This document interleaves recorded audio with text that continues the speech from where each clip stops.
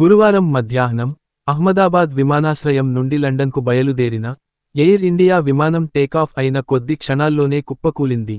ఇది భారతదేశానికి అత్యంత దారుణమైన విమాన ప్రమాదాలలో ఇది ఒకటి. 30 సెకన్లలో AI-171 విమానం రన్వే నుండి ప్రమాదం వరకు సీసీటీవీ ఫుటేజ్లో చూడవచ్చు. మధ్యాహ్నం 1:39 గంటలకు బోయింగ్ 787 నుండి 8 డ్రీమ్లైనర్ సర్దార్ వల్లభాయ్ పటేల్ అంతర్జాతీయ విమానాశ్రయంలోని రన్వే 23 నుండి వేగంగా దూసుకెళ్లింది. విమానంలో 242 మంది ప్రయాణికులను ఉన్నారు. 169 మంది భారతీయులు, 53 మంది బ్రిటిష్ వారు, 7 మంది పోర్చుగీస్ వారు, మరియు 1 కెనడియన్ జాతీయుడు ఉన్నారు. 30 సెకన్లలో విమానం మేఘనినగర్ ప్రాంతంలోని విమానాశ్రయం దగ్గరలో ఉన్న ఒక వైద్య కళాశాల వైద్యుల హాస్టల్లోకి దూసుకెళ్లింది. మంటలు చెలరేగాయి. ఆకాశంలోకి దట్టమైన నల్లటి పొగ చుట్టుముట్టింది. గాజు మరియు కాంక్రీటు వర్షం కురిసింది. భవనం ఇప్పుడు మారణహోమానికి వేదికగా మారింది.